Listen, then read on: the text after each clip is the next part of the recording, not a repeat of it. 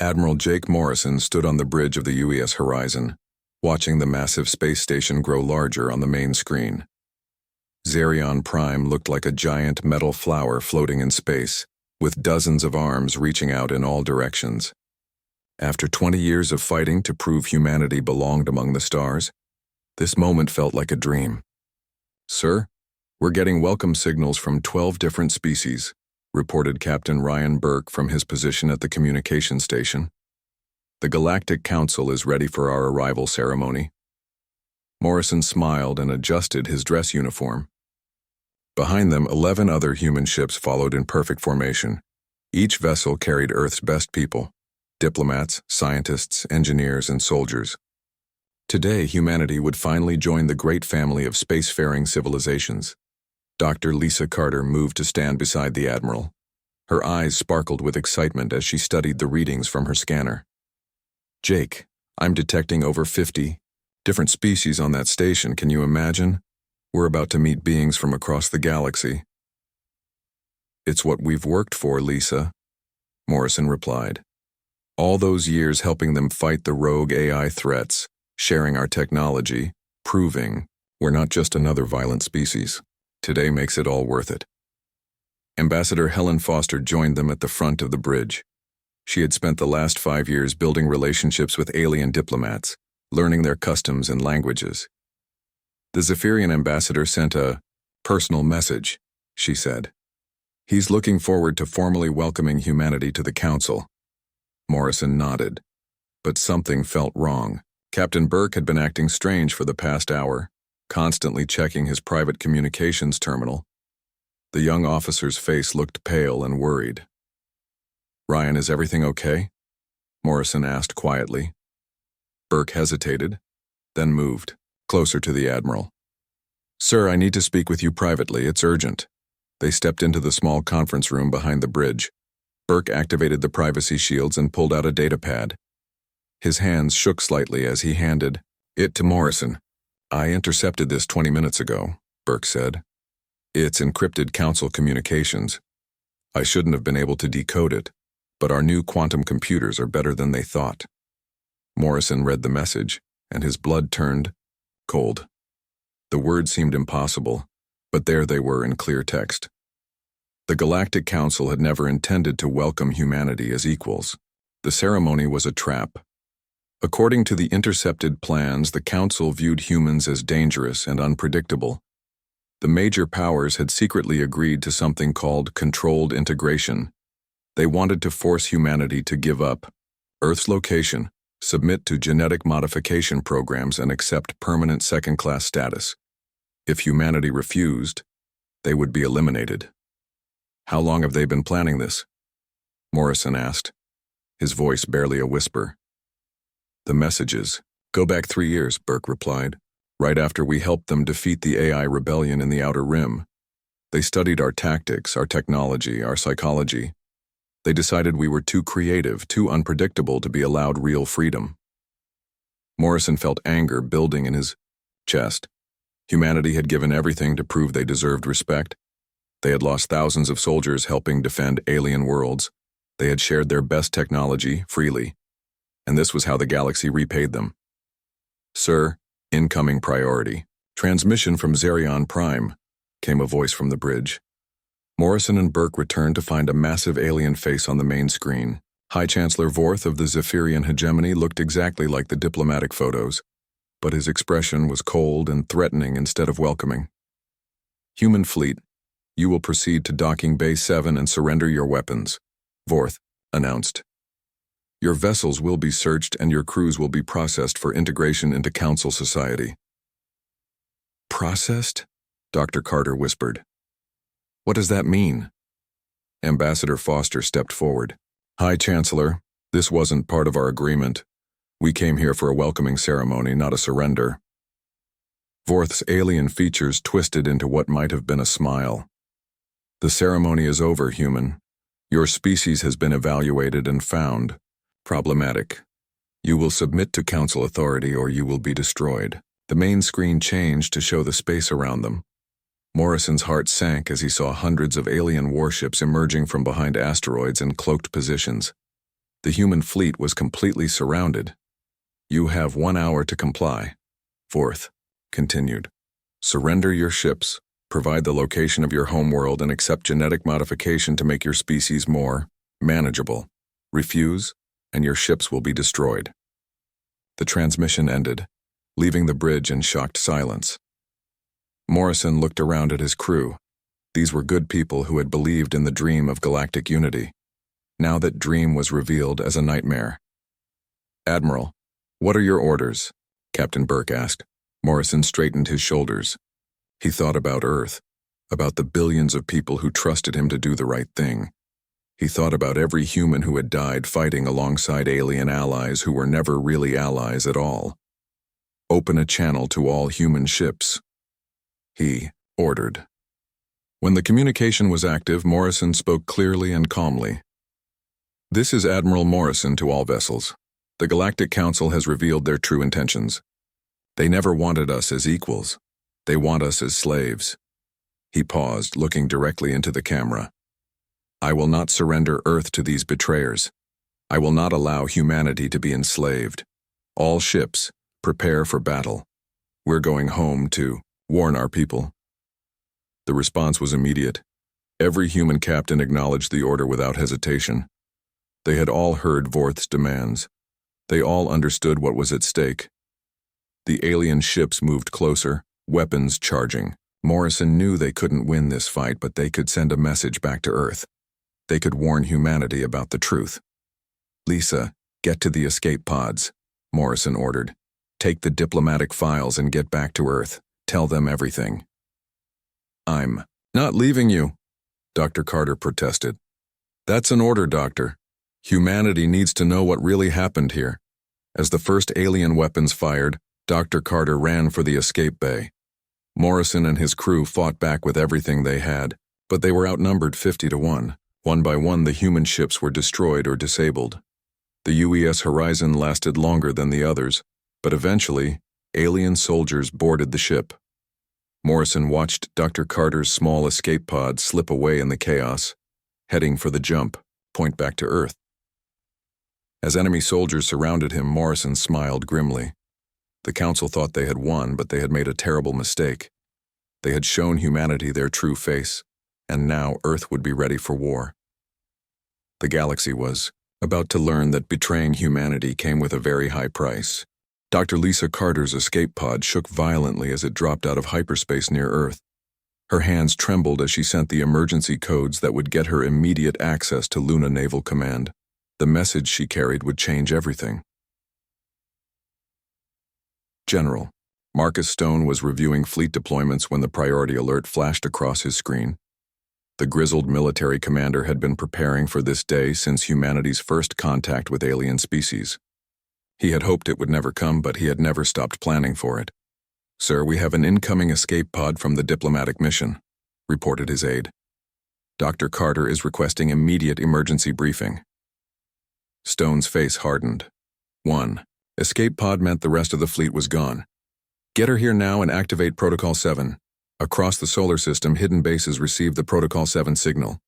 On asteroids that looked empty, massive doors opened to reveal construction yards. On the dark side of the moon, weapons platforms powered up.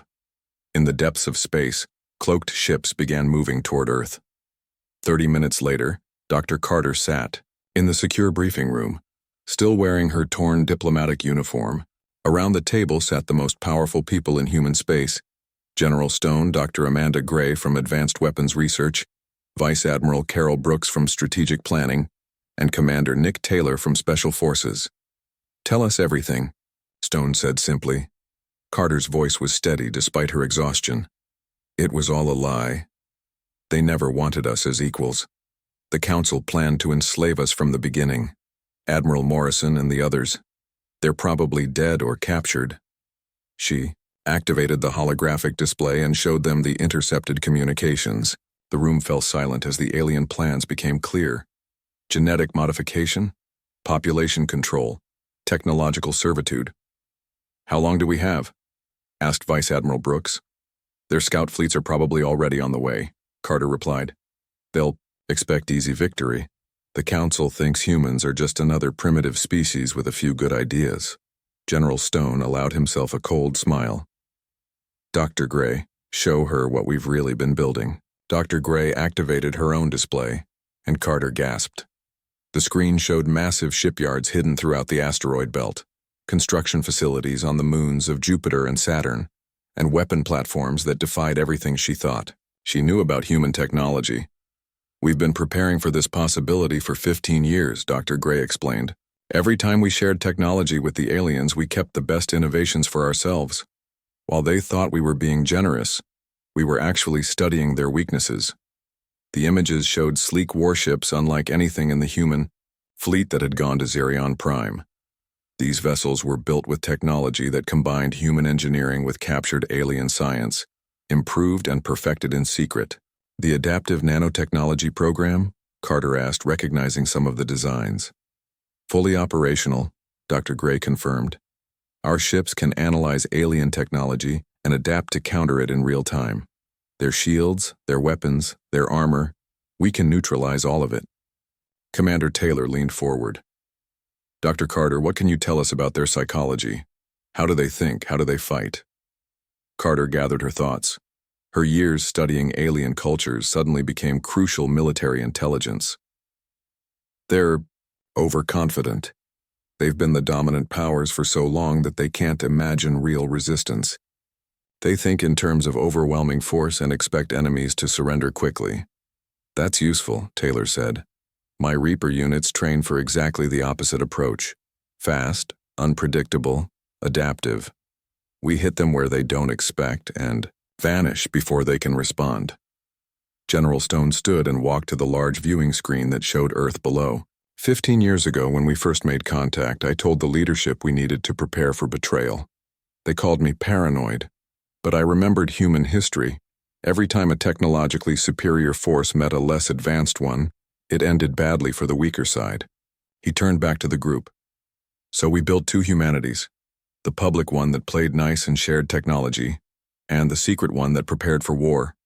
Dr. Gray pulled up more displays showing the true extent of human preparation. Quantum, torpedoes that could phase through energy shields. Consciousness transfer technology that could download a soldier's mind into a new body if they were killed. AI systems that could coordinate 1,000 ships as if they were one mind. The crown jewel is the quantum consciousness network, she explained. Every human soldier, pilot, and ship captain can share tactical information instantly across any distance. They'll be fighting one enemy that thinks and reacts as a unified force. Carter stared at the displays in amazement. How did you keep this secret? The diplomatic missions were real, Stone replied. We genuinely hoped for peace, but we never stopped preparing for war. Every human who went to alien space was also gathering intelligence. Every piece of technology we shared was carefully chosen to hide our true capabilities. Commander Taylor stood and moved to his own display. The Reaper program has been training for 20 years. We've studied every major alien military force, learned their tactics, identified their weaknesses. My soldiers have fought simulated battles against every Council species. The display showed human soldiers in advanced armor, moving with inhuman speed and precision. Their equipment looked years ahead of anything the regular military used. Enhanced reflexes, improved strength, direct neural interface with their weapons and armor, Taylor explained. But the real advantage is human unpredictability. Aliens fight by the book. Humans write new books in the middle of battle. Vice Admiral Brooks activated the strategic display. Our first phase will be psychological warfare. Small strikes across Council space to demonstrate our capabilities and turn their member species against each other. The Council stayed united, because they all benefited from dominating weaker species. When they realize humanity can't be dominated, those alliances will crumble. Carter nodded slowly. The smaller species were always afraid of the major powers. If they see humanity can stand up to the Council, some might switch sides. That's the plan, Stone confirmed. We don't want to rule the galaxy. We want to break the power structure that made our enslavement possible. An alert chimed and the main screen switched to show long-range sensors. Admiral Brooks studied the readings and looked up grimly. Council scout fleets just entered the outer system. 3 groups, approaching from different vectors. They're not even trying to be subtle. Stone nodded. Phase 1 begins now. Carol, activate the cloaking fields around Earth. Amanda, release the hunter-killer squadrons. Nick, your Reaper teams are authorized to begin operations. As the orders went out, Carter watched Earth disappear from normal sensors. The approaching alien fleets would find empty space where they expected a helpless planet. What about Admiral Morrison and the other prisoners? She asked. Commander Taylor checked his equipment. Rescuing them is a priority mission. But first, we need to show the Council that they made a mistake. They wanted to enslave humanity because they thought we were dangerous. They were right to be afraid. General Stone walked back to the viewing screen, looking out at the stars where alien fleets were approaching. For 20 years, we've been the galaxy's helpful neighbors. We've been generous, peaceful, cooperative. Today, that ends.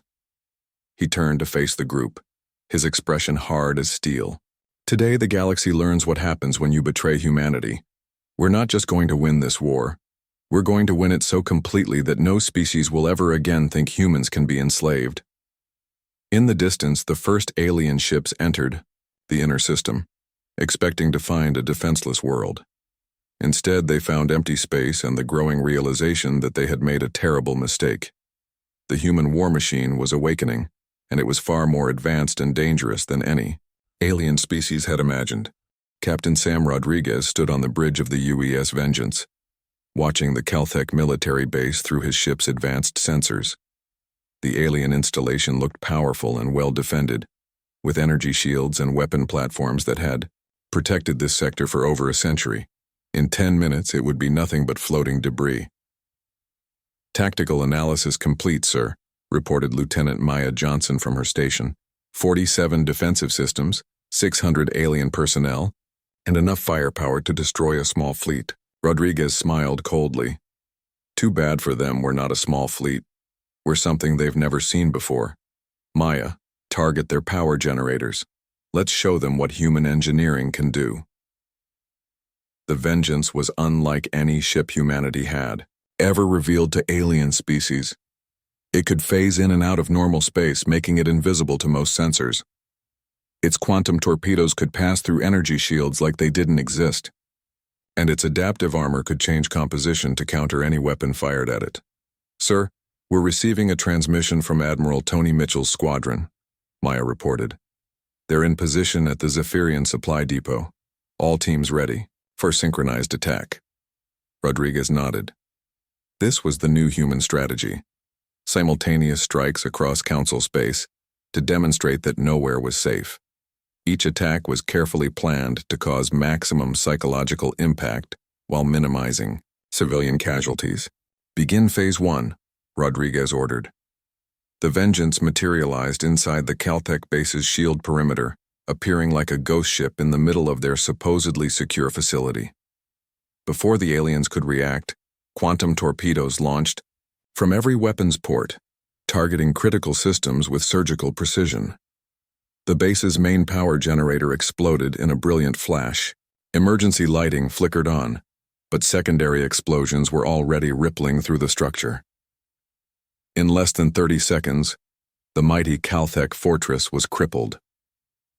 Rodriguez opened a communication channel to the surviving aliens. This is Captain Rodriguez of the Human Defense Force. Your leaders betrayed our people and planned our enslavement. This is your first lesson in the consequences of that decision. He paused, letting his words sink in. We could have destroyed this base and everyone on it. Instead, we disabled your weapons and gave you time to evacuate. Tell your superiors that humanity remembers its friends and punishes its enemies. The Vengeance vanished as suddenly as it had appeared, leaving the Caltech survivors to contemplate the impossible. A single human ship had done what an entire fleet shouldn't have been able to accomplish. Across the galaxy, similar scenes played out as human strike teams hit targets throughout Council space. Admiral Mitchell's fast attack squadron destroyed a Zephyrian supply convoy, leaving only one ship intact to carry the news. Commander Nick Taylor's Reaper units infiltrated a Council communication facility and broadcast humanity's response to the betrayal across a dozen systems. The message was simple but terrifying. The Galactic Council chose war when they betrayed humanity's trust.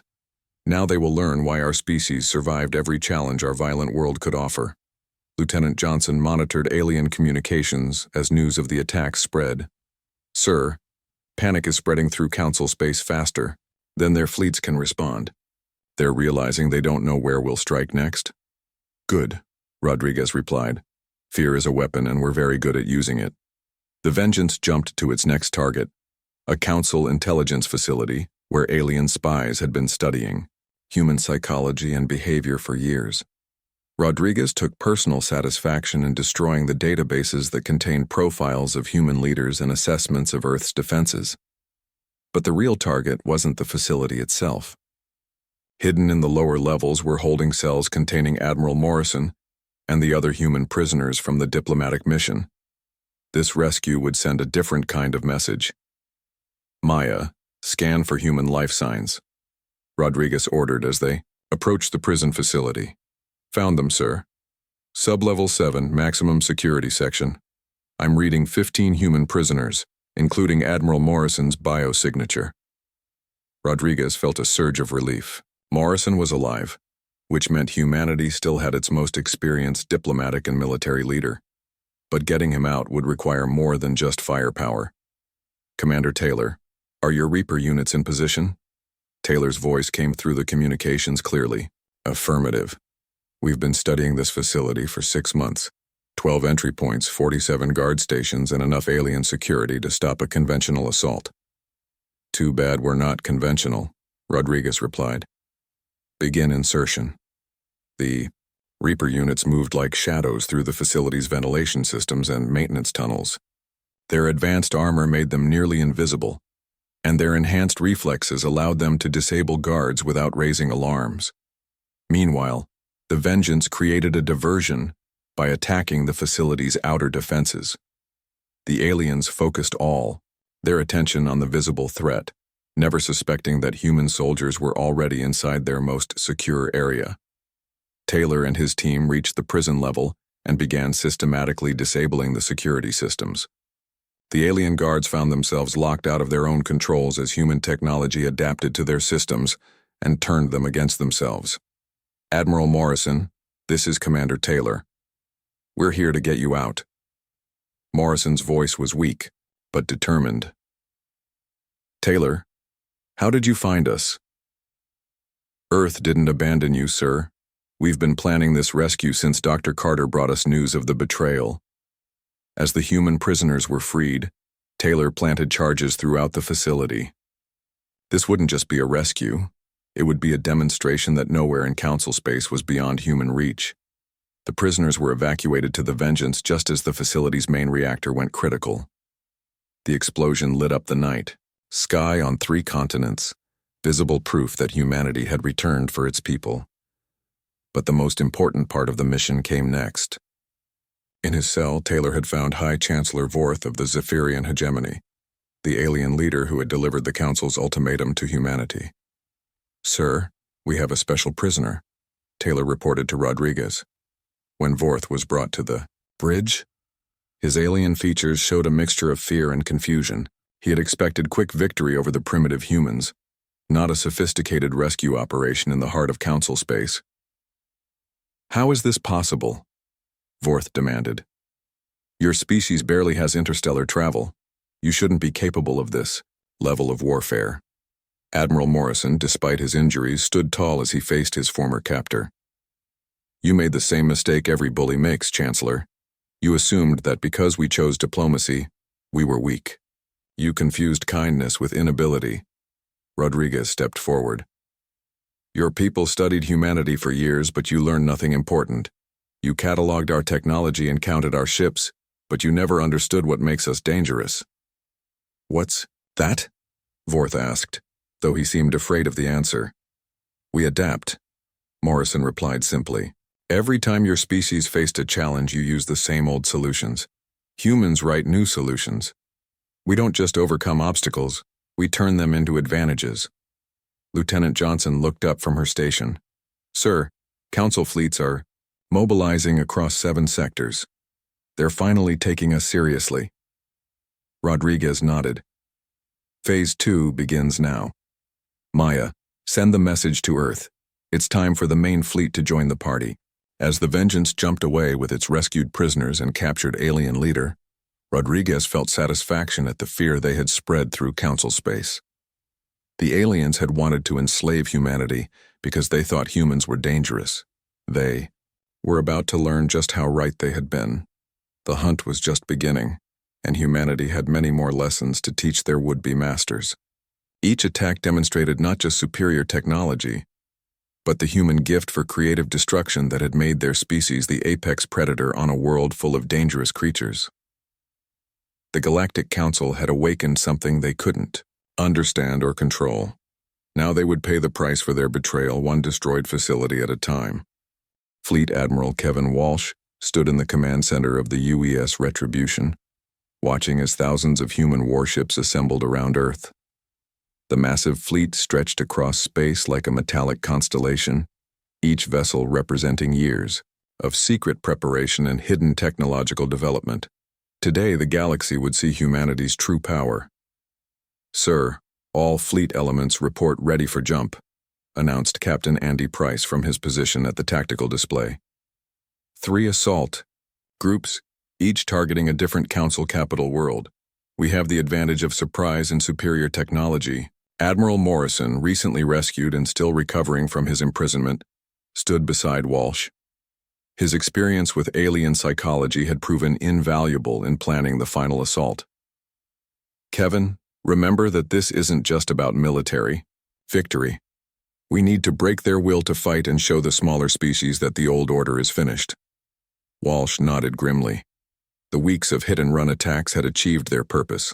Council space was in chaos as member species began questioning the leadership that had led them into war with humanity. Several smaller civilizations had already sent secret messages offering to switch sides. Dr. Rachel Moore approached the command group, carrying a data pad with the results of her interrogation of High Chancellor Vorth. The alien leader had been carefully questioned using advanced human psychology techniques, revealing the full extent of the Council's conspiracy. "Admiral, the intelligence from Vorth confirms our worst fears," Dr. Moore reported. "The Council didn't just plan to enslave humanity. They had already constructed a planet-killer weapon specifically designed to destroy Earth if we refused to submit." The bridge fell silent. Every human officer understood the implications. The aliens hadn't just betrayed humanity's trust, they had been prepared to commit genocide from the very beginning. "Where is this weapon now?" Walsh asked, his voice deadly calm. "Hidden in the Xerion system, disguised as a research station," Moore replied. "Vorth believes they'll try to use it once they realize conventional forces can't stop us." Walsh turned to Captain Price. "Andy, change of plans. Your siege fleet gets a new primary target. Find that weapon and destroy it before they can deploy." Price smiled grimly. "With pleasure, sir."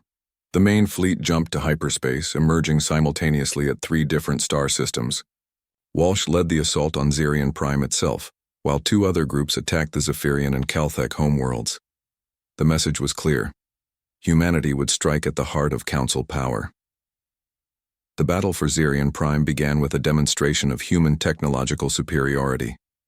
The planet's orbital defenses were impressive by alien standards: massive energy shields, automated weapons platforms, and a fleet of defending warships. But they had been designed to fight enemies who used conventional tactics. "All ships, engage." "Adaptive protocols," Walsh ordered. "Let's show them what human engineering can accomplish." The human fleet moved like a living organism, each ship responding to threats with perfect coordination. When alien energy weapons fired, human shields adapted their frequency to absorb the attacks. When missiles were launched, human point defense systems turned them back on their sources. But the real shock came when the human ships began phasing through the planet's main defensive shield. The aliens had never encountered technology that could simply ignore their primary defensive system. Admiral Morrison watched the tactical display with satisfaction. "They're panicking. Look at their fleet movements. No coordination, no plan. They've never faced an enemy who could counter all their standard tactics." On the planet's surface, alien leaders watched in horror as their supposedly impregnable defenses crumbled. The orbital platforms that had protected Zarian Prime for centuries were systematically destroyed or captured by human boarding parties. But humanity's greatest demonstration came when Captain Price found the hidden planet killer weapon. The massive device was revealed to be a gravity manipulator capable of tearing apart entire worlds. It represented the Council's ultimate threat against any species that refused to submit. "Sir, I have a clear shot at the weapon," Price reported. "Shall I destroy it?" Walsh considered for a moment. "Negative, capture it intact. I want every species in the galaxy to see exactly what the Council was planning for anyone who opposed them." The capture of the planet killer sent shockwaves through alien space. Here was proof that the Council's claims of peaceful unification were lies. They had been prepared to destroy entire civilizations to maintain their power. Meanwhile, the other human fleets were achieving similar success at the Zephyrian and Calthek capitals. The advanced alien civilizations that had dominated the galaxy for millennia found themselves helpless against human tactics and technology. Lieutenant Maya Johnson, now serving aboard Walsh's flagship, monitored communications from across Council space. "Sir, we're receiving surrender offers from 17 different species. They want to negotiate separate peace agreements. The Council alliance is falling apart," Morrison observed. "Once the smaller species realize they don't have to fear the major powers anymore, they'll switch sides quickly."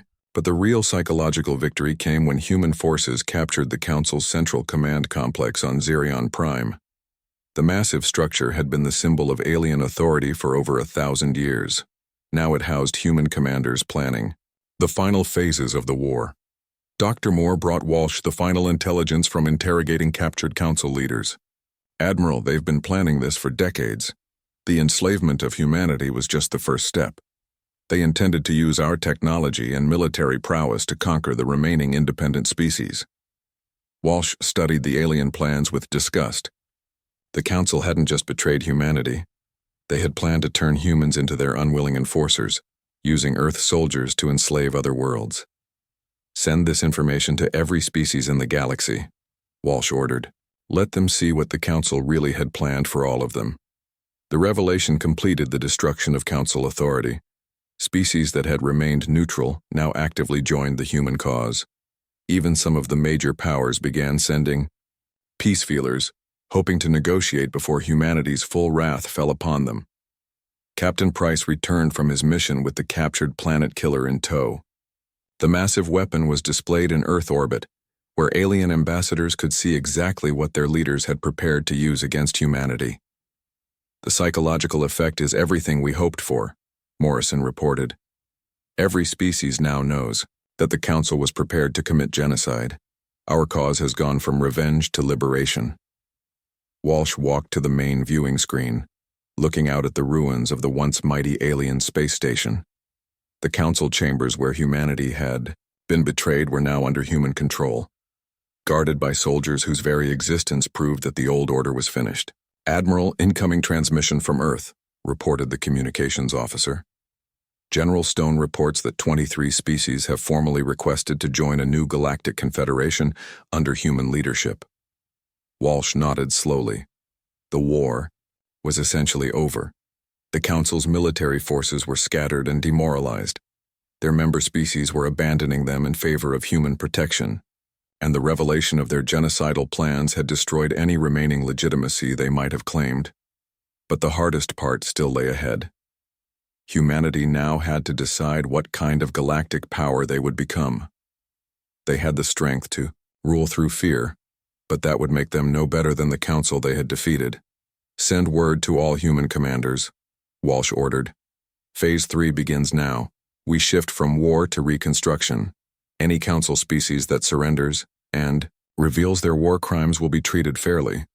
But those who continue to resist will learn that human mercy has limits." The galaxy was about to discover that humanity's greatest strength wasn't their technology or their military prowess. It was their ability to be better than their enemies, even when those enemies had shown them no mercy at all. The old Galactic Council was finished. In its place would rise something new, a confederation based on equality and mutual respect, guaranteed by human strength, but guided by human principles of justice and fairness. Admiral Jake Morrison stood in the former council chambers on Zarian Prime, looking out at representatives from 47 different species. The great hall that had once echoed with plans for humanity's enslavement now hosted negotiations for a new galactic order. The irony wasn't lost on him as he prepared to address the assembled aliens. General Marcus Stone sat beside him, representing Earth's military interests. The old soldier had wanted to impose harsh terms on the defeated council, species, but Morrison had convinced him that mercy would serve humanity better in the long run. Still, Stone's presence reminded everyone that human patience had limits.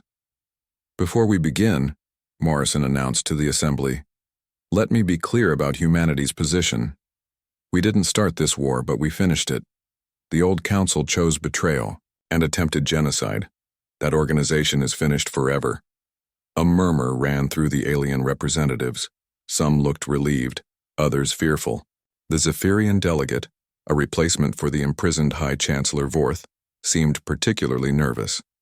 Dr. Lisa Carter, now serving as humanity's chief xenocultural advisor, activated a holographic display showing the captured planet killer weapon. This device was built to destroy Earth and any other world that refused council dominance. It represents everything that was wrong with the old system. The display changed to show the weapon being dismantled by human engineers. Today, we're converting it into a construction platform that will help rebuild worlds damaged by council oppression. This is the difference between the old order and the new one. Fleet Admiral Kevin Walsh stepped forward to address the military situation. Human forces now control every major council military facility and weapon system. We could rule through fear and force just as the council did. But that's not the kind of galaxy we want to create. He gestured to the mixed group of human and alien officers standing around the room. Instead, we're offering partnership to any species willing to embrace genuine equality and mutual respect. Those who choose cooperation will find humanity to be generous allies. Those who continue to plot domination will discover that our mercy has limits. The Caltech representative, a small alien whose species had been among the most aggressive council, members raised a tentacle to speak. "What guarantees do we have that humanity won't become the new oppressor? Your military power exceeds anything the galaxy has ever seen." Morrison had expected this question. "You have our history as evidence. Before the Council's betrayal, humanity shared our technology freely and fought alongside alien forces without demanding tribute or submission. We proved our good intentions through decades of cooperation."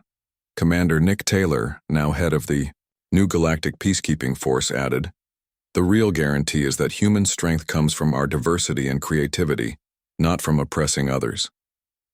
We become weaker when we rule through fear, stronger when we inspire cooperation." Dr. Rachel Moore activated another display showing the new Confederation structure. The human-led Galactic Confederation will operate on principles the old Council never understood. Every member species retains autonomy over their internal affairs. Disputes are resolved through negotiation and arbitration, not force. "What about species that refuse to join?" asked the representative from the Altarian Republic, one of the few civilizations that had remained neutral during the war. General Stone answered that question.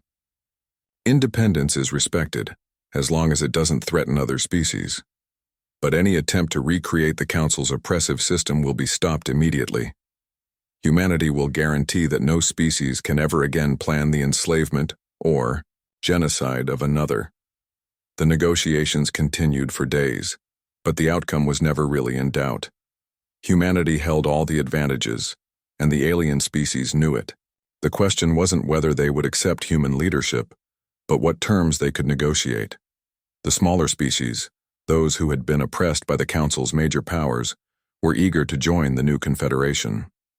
They had seen humanity's willingness to protect the weak and punish the strong. For them, human leadership meant freedom from centuries of domination. The former Council powers were more reluctant, but they had little choice. Their fleets were destroyed, their weapons captured, and their member species abandoning them daily. They could accept human terms or face continued isolation and eventual irrelevance. Captain Sam Rodriguez, now commanding the diplomatic escort fleet, reported on the changing situation throughout the galaxy. 17 former Council worlds have requested immediate membership in the Confederation. 8 more are negotiating terms. The old alliance structure has completely collapsed. Lieutenant Maya Johnson, serving as intelligence coordinator, added her assessment. Our psychological warfare succeeded beyond expectations. Most alien species now see joining humanity as their best chance for prosperity and security. The breakthrough came when the Zephyrian delegate announced his government's unconditional surrender and request for Confederation membership. As the most powerful of the former Council species, their capitulation signaled the end of organized resistance. We accept full responsibility for our role in planning humanity's enslavement, the Zephyrian admitted. We request the opportunity to make amends through service to the new galactic order. Morrison nodded gravely. Redemption is possible, but it must be earned. Your species will undergo supervised integration into the Confederation. Your military forces will be restructured under human oversight. Your leaders who planned genocide will face justice, but your people will have the chance to build a better future. The formal signing ceremony took place 1 month later in the same chamber, where the Council had planned humanity's destruction. Admiral Morrison was named the first galactic coordinator, with authority to override any Confederation decision that threatened galactic peace. General Stone became the supreme military commander, ensuring that human forces would remain strong, enough to prevent any future attempts at galactic domination. His network of peacekeeping bases throughout Confederation space served as a permanent reminder that oppression would not be tolerated. Dr. Carter established the new Xenocultural Exchange Institute, dedicated to fostering genuine understanding between species. Her programs would ensure that future generations grew up seeing diversity as strength rather than threat. Commander Taylor's peacekeeping force became the Confederation's rapid response capability, able to intervene anywhere in the galaxy within days. Their reputation for swift, decisive action discouraged potential troublemakers before conflicts could develop. The most important moment came when the captured Council leaders faced trial for their crimes. High Chancellor Vorth and his co-conspirators were found guilty of planning genocide and enslaving multiple species. But instead of execution, they received life sentences of community service, working to repair the damage they had caused. Justice without mercy is just revenge, Morrison explained to the Assembly. We're better than that. 5 years later, Admiral Morrison stood in his office overlooking the Confederation capital, formerly Zarian Prime but now renamed Unity Station. Through his window, he could see ships from dozens of species working together on peaceful projects. Dr. Carter entered with her daily briefing. 3 more species have requested Confederation membership this week. The hegemony of worlds in the crew. Outer Rim wants our protection from raiders. Even some species we've never contacted are sending ambassadors. Morrison smiled. Our reputation precedes us. They're learning that human protection comes with human values, equality, justice, and respect for all sentient life. Any regrets about how we handled the Council? Carter asked. Morrison thought for a moment. We could have been harsher. Part of me wanted to make them suffer as they planned to make us suffer. But mercy proved more powerful than vengeance. The galaxy now sees us as liberators rather than conquerors. A priority alert flashed on his screen. General Stone was reporting another successful intervention by peacekeeping forces. A dispute between mining companies had been resolved without violence, and both sides were praising human mediation. The galaxy is learning that there's a better way, Morrison observed. Species that have fought for centuries are finding peaceful solutions. Trade is flourishing. Scientific cooperation is advancing faster than ever before. He looked back out at the busy space traffic around Unity Station. Human ships worked alongside alien vessels, building a future that would have been impossible under the old Council system. The aliens were right about one thing, Morrison said quietly. Humanity was dangerous to their system. We proved that bullies can be stopped, that the strong have a responsibility to protect the weak, and that cooperation achieves more than domination. Carter nodded. And now that lesson is spreading throughout the galaxy.